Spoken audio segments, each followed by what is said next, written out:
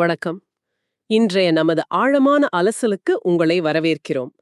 இன்று நாம பார்க்க போற விஷயம் கோவில்கள்ல நமக்கு கிடைக்கிற தீர்த்தம். இது வெறும் துளசி கலந்த புனித நீரா, இல்ல இதுக்கு பின்னாடி நாம யோசிச்சு பார்க்க முடியாத அளவுக்கு அறிவியல் இருக்கா? ஆமாங்க. பொதுவா பக்தி, நம்பிக்கைன்னு நம்ம சாதாரணமா கடந்து போற ஒரு விஷயத்துக்குள்ள குவாண்டம் இயற்பியல் வரைக்கும் பல ஆச்சரியங்கள் இருக்கலாம். நிச்சயமா. இன்னைக்கு நாம கையில எடுத்திருக்கிற மூலங்களோட மைய கருத்தே அதுதான். அதாவது ஒரு பக்கம் 3000 வருஷத்துக்கு முன்னாடி வாழ்ந்த சித்தர்களோட ஞானம், ம். இன்னொரு பக்கம் நோபல் பரிசு வாங்கின நவீன விஞ்ஞானிகளோட கண்டுபிடிப்புகள். இது ரெண்டையும் ஒரே நேர்கோட்ல இணைச்சு பார்க்க முடியுமாங்கிறது தான் நம்மளோட இன்றைய நோக்கம். ம். இத நம்ம இப்படி ஆரம்பிக்கலாமா? நீங்க கோவில்ல வாங்குற தீர்த்தம் வெறும் தண்ணி இல்ல, அது தகவல்களை சேமிச்சு வச்சிருக்கிற ஒரு திரவ களஞ்சியம். அதாவது ஒரு லிக்விட் ஹார்ட் டிஸ்க். ஓ, லிக்விட் ஹார்ட் டிஸ்கா? ஆமா. அல்லது உங்க செல்களுக்கு உடனடியா ஆற்றல் கொடுக்கிற ஒரு உயிரி மின்கலம், ஒரு பயோ பேட்டரின்னு சொன்னா எப்படி இருக்கும்? ம், இந்த ஒரு எண்ணத்தோட ஆரம்பிப்போம். கேட்கவே ரொம்ப சுவாரஸ்யமா இருக்கு. சரி, அப்போ முதல் படியிலேருந்தே ஆரம்பிக்கலாம். ரொம்ப அடிப்படையான கேள்வி. நீருக்கு நினைவாற்றல் இருக்க முடியுமா? ஒரு திரவத்துக்கு எப்படிங்க ஞாபக சக்தி இருக்க முடியும்? இதுதான் முக்கியமான தொடக்க புள்ளி. இந்த கேள்விக்கு 1990கள்ல ஜப்பானிய ஆய்வாளர் டாக்டர் மசாரு எமோட்டோ ஒரு சோதனை மூலமா பதில் சொல்ல முயற்சி செஞ்சாரு. சரி. ரொம்ப எளிமையான சோதனை தான். சில பாட்டில்கள்ல ரொம்ப சுத்தமான தண்ணியை எடுத்துக்கிட்டாரு. ம். ஒரு செட் பாட்டில்களுக்கு பக்கத்துல உட்கார்ந்து நன்றி, அன்பு, அழகு இந்த மாதிரி ரொம்ப நேர்மறையான வார்த்தைகளை திரும்ப திரும்ப சொன்னாரு. நல்ல இசைய போட்டு காட்டினாரு.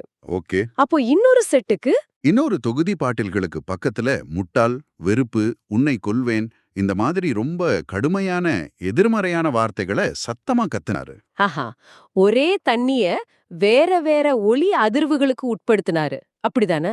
மிகச்சரியா. அதுக்கப்புறம் அந்த 2 வகை தண்ணியில இருந்தும் சில துளிகளை எடுத்து உறைய வச்சு ஒரு சக்தி வாய்ந்த நுண்ணோக்கிக்கு கீழே வச்சு புகைப்படம் எடுத்தாரு. அதோட முடிவு தான் ஆச்சரியமா இருந்திருக்கும் இல்லையா? ஆமா, அந்த முடிவுகள் தான் உலகத்தையே திரும்பி பார்க்க வச்சது. என்ன சொல்லுச்சு அந்த முடிவுகள்? அன்பு, நன்றி மாதிரி நேர்மறை வார்த்தைகளை கேட்ட தண்ணி உறைஞ்சப்போ ரொம்ப அழகான பனித்துகள்கள் மாதிரி அருங்கோண வடிவ படிகங்களா, ஹெக்ஸகனல் கிறிஸ்டல்ஸா இருந்துச்சு. அப்படியா? ஆமா, ஒவ்வொன்றும் ஒரு தனித்துவமான கலைப்படைப்பு மாதிரி.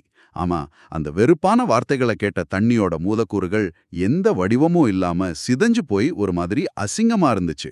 ஒரு நிமிஷம். வெறும் வார்த்தைகளும் ஒலியும் தண்ணியோட மூலக்கூறு அமைப்பையே மாத்திடுச்சுன்னு சொல்றீங்களா? இது ஏதோ மாயாஜாலம் மாதிரி இருக்கே. மூலங்களின்படி இது மாயாஜாலம் இல்ல, இயற்பியல். டாக்டர் எமோட்டோவோட இந்த ஆய்வு நிறைய விவாதங்களை உருவாக்குச்சு, அது உண்மைதான். ஆனா அவர் முன் வச்ச அடிப்படை கருத்து என்னன்னா, நீர் தன்னை சுத்தி இருக்கிற அதிர்வுகளை, தகவல்களை பதிவு செஞ்சுக்கிற ஒரு ஊடகம், அவ்வளோதான். அப்போ கோவில்ல விடாம ஒலிக்கிற மந்திரங்கள், மணி ஓசை, பக்தர்களோட பிரார்த்தனைகள் இது எல்லாமே அங்க இருக்கிற தீர்த்தத்தோட ஒரு உரையாடலை நிகழ்த்திக்கிட்டு இருக்கு. அதோட தன்மைய மாத்துது. அதுதான் முதல் படி. சரி, நீர் தகவல்களை பதிவு செய்யும்னு வச்சுக்கிட்டாலும் அடுத்த கேள்வி வருது. தகவலை சேமிச்சா மட்டும் போதுமா? அதால ஆற்றலை சேமிக்க முடியுமா? ஒரு பேட்டரி மாதிரி செயல்பட முடியுமா? ஆமா, அதுதானே முக்கியம். நமக்கு ஒரு புத்துணர்ச்சி கிடைக்கணும்னா அங்க ஒரு ஆற்றல் பரிமாற்றம் நடக்கணும். இங்கதான் அன்று வாஷிங்டன் பல்கலைக்கழக பேராசிரியர் ஜெரால்டு பொல்லாக் என்பவரோட கண்டுபிடிப்பு ரொம்ப முக்கியத்துவம் பெறுது. நாம பள்ளிக்கூடத்துல தண்ணிக்கு 3 நிலை இருக்குன்னு படிச்சிருக்கோம்: திடம், திரவம், வாயு. ஆமா, இது அடிப்படை அறிவியல். ஆனா பேராசிரியர் பொல்லாக் நீருக்கு 4ஆவதா ஒரு நிலை இருக்குன்னு ஆய்வகத்துல நிரூபிச்சு காட்டினாரு. அதுக்கு அவரு ஈஸி வாட்டர் அப்படின்னு பேர் வச்சாரு. Exclusion zone water. 4வது நிலையா? இது ரொம்ப புதுசா இருக்கு.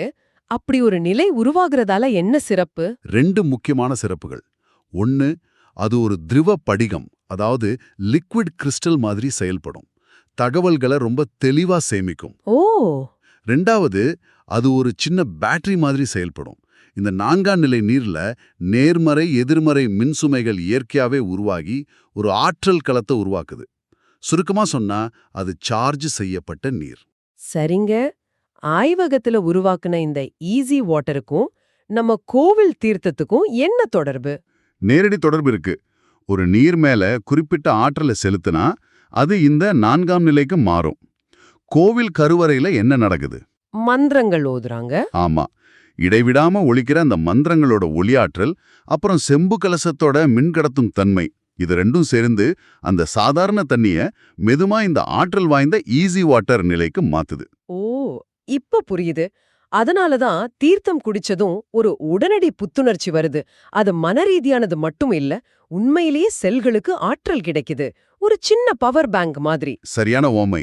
அது வெறும் நீர் இல்ல, ஆற்றல் ஏத்தப்பட்ட நீர். இந்த நவீன அறிவியல் பத்தி பேசும்போது நம்ம மூலங்கள் திருமூலர் மாதிரி சித்தர்களையும் குறிப்பிடுது. அவங்களுக்கு இதெல்லாம் முன்னாடியே தெரியுமா? இங்கதான் இந்த அலசல் இன்னும் சுவாரஸ்யமா மாறுது. சித்தர்கள் தண்ணிய ஒரு உயிரில்லாத பொருளா பார்க்கவே இல்ல. அவங்க அத ஆகாசத்தின் ரத்தம்னு சொன்னாங்க. பிரபஞ்சத்தோட உயிர் சக்தியான பிராணனை கடத்துற ஒரு வாகனம்னு பார்த்தாங்க. திருமந்திரத்துல கூட சொல்லியிருக்காங்க இல்லையா? ஆமா, அவங்களோட மருத்துவ முறையில தீர்த்த காப்பு அன்னு ஒரு சிகிச்சை இருந்ததா மூலங்கள் சொல்லுது. அதாவது சில நோய்களுக்கு மருந்துக்கு பதிலா மந்திரங்களை ஓதி ஒரு குவள தண்ணீர சக்தியூட்டி அதையே மருந்தா கொடுப்பாங்க. வெறும் தண்ணீரையா? அது எப்படி நோயை குணப்படுத்தும்? அது வெறும் தண்ணீர் இல்ல, மந்திரங்களால நிரலாக்கம் செய்யப்பட்ட, அதாவது புரோகிராம்டு செய்யப்பட்ட நீர். அந்த நீர் உடம்புக்குள்ள போய் அதுல பதியப்பட்ட ஒளி அதிர்வுகள் மூலமா நோயுற்ற செல்களோட டிஎன்ஏவை சரி செய்யும்னு நம்புனாங்க. ஆச்சரியமா இருக்கு. இதத்தான் இன்னைக்கு அறிவியல் சானிக் ஹீலிங், அதாவது ஒளி வழி குணப்படுத்துதல்னு ஆராய்ச்சி பண்ணுது. சரி, மந்திரம் சொன்னா நீரோட அமைப்பு மாறும்னு சொல்றீங்க. அது மூலக்கூறு அளவுல எப்படி நடக்குது? அந்த செயல்முறைய இன்னும் கொஞ்சம் விளக்க முடியுமா? கண்டிப்பா. இத மூலக்கூறு மறுசீரமைப்புன்னு சொல்லலாம். சாதாரண தண்ணியில நீர் மூலக்கூறுகள், அதாவது H2O, ஒரு ஒழுங்கில்லாத கூட்டம் மாதிரி சிதறி கிடக்கும்.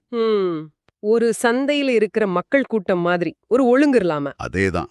ஆனா கோவில் கருவறையில ஓம், ருத்ரம் மாதிரி மந்திரங்களை ஒரு குறிப்பிட்ட சுருதியில, ஒரு குறிப்பிட்ட அதிர்வெண்ல, ஃப்ரீக்வன்சி தொடர்ந்து சொல்லும்போது அந்த சக்தி வாய்ந்த ஒலி அலைகள் தண்ணிக்குள்ள ஊடுருவி அந்த சிதறி கிடக்கிற மூலக்கூறுகளை உடைச்சு ஒரு புதிய ஒழுங்கான வரிசையில அடுக்க ஆரம்பிக்குது. ஒரு குழப்பமான கூட்டத்தை களைச்சு அவங்கள ஒரு நேர்த்தியான வரிசையில நிக்க வைக்கிற மாதிரி. மிகச்சரியா. அந்த புதிய வரிசை எப்படி இருக்கும்னா, 6 நீர் மூலக்கூறுகள் ஒன்னு சேர்ந்து ஒரு அழகான அருங்கோண வடிவ கூட்டமைப்பா மாறும், தேன்கூடு மாதிரி. இந்த அருங்கோண வடிவம் ஏன் இவ்வளவு முக்கியம்? அதுல அப்படி என்ன சிறப்பு? மிக முக்கியமான கேள்வி. ஏன்னா நம்ம மனித செல்களுக்குள்ள ஆரோக்கியமா இருக்கிற நீரோட அமைப்பும் இதே அருங்கோண வடிவத்துல தான் இருக்கு. நம்ம டிஎன்ஏவை சுத்தி ஒரு கவசம் மாதிரி இருக்கிற நீர் கூட இந்த வடிவத்துல தான் இருக்கு. ஓ, அப்படியா? இது எனக்கு முற்றிலும் புது தகவல். ஆமா, அதனால ஏற்கனவே அருங்கோண வடிவில் சீரமைக்கப்பட்ட தீர்த்தத்தை நம்ம குடிக்கும்போது நம்ம உடல் செல்கள் அதை உடனடியா எந்த எதிர்ப்பும் இல்லாம ஏத்துக்குது. அப்போ சாதாரண தண்ணீரை குடிச்சா? சாதாரண ஒழுங்கற்ற நீரா இருந்தா நம்ம உடல் முதல்ல தன் சக்தியை செலவழிச்சு அதை அருங்கோண அமைப்புக்கு மாத்தணும். அதுக்கப்புறம் தான் பயன்படுத்த முடியும். தீர்த்தம் அந்த வேலையை மிச்சப்படுத்துது. அப்போ தீர்த்தம்ங்கிறது நம்ம செல்களுக்கு ரெடிமேட் உணவு மாதிரி. உடல் எந்த வேலையும் செய்ய தேவையில்ல. சரியான ஒப்பீடு. சரி, இப்ப நாம மென்பொருள் மாதிரி இருக்கிற மந்திரங்களை பத்தி பேசணும். அதோட வன்பொருள், அதாவது ஹார்ட்வேர் பத்தி பேசுவோம். தீர்த்தம் வைக்கிற கலசம் ஏன் அது எப்பவும் செம்புல செய்யப்படுது? இங்கதான் சித்தர்களோட லோக சாஸ்திரம், அதாவது உலோகவியல் அறிவு நமக்கு உதவுது. செம்பு மின்சாரத்தையும் காந்த சக்தியையும் ரொம்ப சுலபமா ஈர்த்து கடத்தக்கூடிய ஒரு உலோகம். அதோட கடத்தும் திறன் ரொம்ப அதிகம். அப்போ அது ஒரு ஆண்டனா மாதிரி செயல்படுதுன்னு சொல்லலாமா? மிகச்சரியான வார்த்தை. அது ஒரு சக்தி வாய்ந்த ஆண்டனா. கருவறையில உருவாகிற மந்திர ஒலி ஆற்றல், பூமியோட காந்த ஆற்றல், ஏன் பிரபஞ்சத்திலிருந்து வர்ற காஸ்மிக் ஆற்றல் வரைக்கும் எல்லாத்தையும் ஈர்த்து உள்ள இருக்கிற தண்ணிக்குள்ள செலுத்துது. கலசத்துக்குள்ள தர்ப்பை புல் போடுறது, நூல் கட்டுறதுக்கெல்லாம் காரணம் உண்டா? நிச்சயமா. அந்த அமைப்பு அப்பதான் முழுமையாகும். செம்பு ஒரு நல்ல கடத்தி, அதாவது கண்டக்டர். ஆனா தர்ப்பை புல் ஒரு நல்ல காப்பு பொருள், இன்சுலேட்டர். ஓ, ஒரு எலக்ட்ரிக் சர்க்கியூட் மாதிரி. ஆமா, ஆற்றலை உள்ளே இழுக்கணும், ஆனா அது சிதறி வெளியே போயிடக்கூடாது. இது ஒரு முழுமையான அறிவியல் சாதனம். அது மட்டுமில்ல, அந்த கலசம் ஒரு ரெசனேட்டர் மாதிரியும் செயல்பட்டு மந்திர ஒலியோட அதிர்வுகளை பெருக்கி நீரோட சக்தியை பன்மடங்கு அதிகரிக்குது. அப்போ தீர்த்த கலசங்கிறது வெறும் பாத்திரம் இல்ல, அது ஒரு கருவி. சரி, இப்போ இந்த அறிவியலோட உச்சத்துக்கு வருவோம். தகவலை ஒரு பொருளை அனுப்பாம அதோட தன்மைய மட்டும் நீர் வழியா அனுப்புறது. ஆமா, இதுதான் இந்த முழு கருத்தாக்கத்தோட உச்சகட்டம். இத புரிஞ்சிக்க எய்ட்ஸ் வைரஸ கண்டுபிடிச்சதுக்காக நோபல் பரிசு வாங்கின லூக் மண்டாக்னியர் செஞ்ச ஒரு சோதனையை நம்ம பார்க்கலாம். என்ன சோதனை அது? அவர் ஒரு சோதனை குழாயில ஒரு குறிப்பிட்ட டிஎன்ஏ இருக்கிற தண்ணிய வச்சாரு. அதுக்கு பக்கத்துல இன்னொரு குழாயில வெறும் சுத்தமான தண்ணிய வச்சாரு. சரி. முதல் குழாயிலிருந்து வர்ற மின்காந்த அதிர்வுகளை மட்டும் பதிவு செஞ்சு அதை டிஜிட்டல் சிக்னலா மாத்தி 2வது குழாயிலிருந்து தண்ணிக்கு அனுப்புனாரு. ரெண்டுக்கும் நேரடி தொடர்பே இல்ல. பிறகு என்னாச்சு? சில மணி நேரம் கழிச்சு 2வது குழாயில இருந்த வெறும் தண்ணி இல்ல, முதல் குழாயில இருந்த அதே டிஎன்ஏ மூலக்கூறு தானா உருவாகி இருந்தது.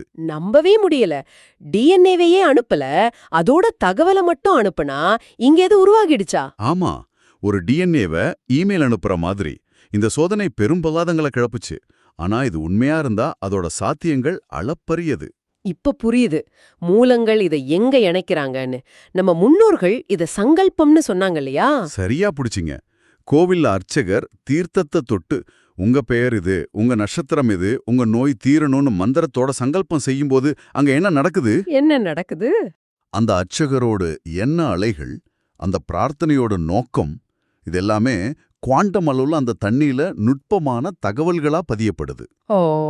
நீங்க தீர்த்தத்தை குடிக்கும்போது வெறும் தண்ணிய குடிக்கல, நோயை நீக்குங்கிற கட்டளைய தாங்கிய ஒரு குவாண்டம் தகவலை, குவாண்டம் இன்ஃபர்மேஷனை உள்ளுக்குள்ள எடுத்துக்கிறீங்க. அப்போ ஒவ்வொருத்தருக்கும் கொடுக்கப்படுற தீர்த்தம் அவங்க சங்கல்பம் மூலமா பிரத்யேகமா நிரலாக்கம் செய்யப்படுது. ஒரு பர்சனலைஸ்ட் மெடிசின் மாதிரி. ஆமா, இது சித்தர்கள் உருவாக்கின ஒரு முழுமையான தொழில்நுட்பம்.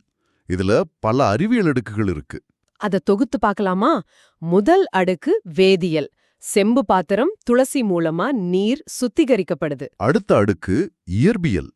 மந்திர ஒளியால நீர் மூலக்கூறுகள் சீரமைக்கப்பட்டு ஆற்றல் ஏத்தப்பட்டு ஸ்ட்ரக்சர்ட் வாட்டர் ஆகுது. இறுதியா குவாண்டம் இயற்பியல். எண்ணங்கள் மூலமா ஒரு குறிப்பிட்ட கட்டளை அந்த நீர்ல தகவல் வடிவத்துல பதியப்படுது. சரியா சொன்னீங்க. இது ஒரு முழுமையான அமைப்பு. ஆகா, கோவில் தீர்த்தங்கிறது வெறும் நம்பிக்கை சார்ந்த விஷயம் மட்டும் இல்ல, அது ஒரு மேம்பட்ட உயிரி தொழில்நுட்பம்னு இந்த மூலங்களோட அடிப்படையில நாம சொல்லலாம். அதனால அடுத்த முறை நீங்க தீர்த்தத்தை உங்க உள்ளங்கில வாங்கும்போது ஒரு கணம் யோசிச்சு பாருங்க. நீங்க வாங்குறது வெறும் தண்ணிய மட்டும் இல்ல, பிரபஞ்சத்தோட ஒரு துளி ஆற்றல. உங்களுக்காகவே பிரத்யேகமா நிரலாக்கம் செய்யப்பட்ட ஒரு நுட்பமான செய்திய வாங்குறீங்க. இந்த உரையாடலோட இறுதியில உங்களுக்காக ஒரு சிந்தனை. மூலத்துல சொன்ன மாதிரி அண்டத்தில் உள்ளதே பிண்டம், நீரில் உள்ளதே பிராணன். வெறும் சடங்குகள்னு நாம ஒதுக்குற வேற எந்த பழக்க வழக்கங்களுக்கு பின்னாடி நாம இப்போதான் மெதுவா கண்டுபிடிக்க ஆரம்பிக்கிற இந்த மாதிரி ஆழமான அறிவியல் உண்மைகள் மறைஞ்சிருக்கலாம். யோசிச்சு பாருங்க. சித்தர்களின் ஞானத்தையும் நவீன அறிவியலையும் இணைக்கும் இந்த பயணம் இத்துடன் முடிவதில்லை. இந்த தேடலில் எங்களோடு தொடர்ந்து பயணிக்க மறக்காமல் நம் சேனலை சப்ஸ்கிரைப் செய்யுங்கள். உங்களுக்கான அடுத்த அரிய ரகசியம் இதோ திரையில் காத்திருக்கிறது. கிளிக் செய்து அந்த உண்மையையும் அறிந்து கொள்ளுங்கள். நன்றியூத்.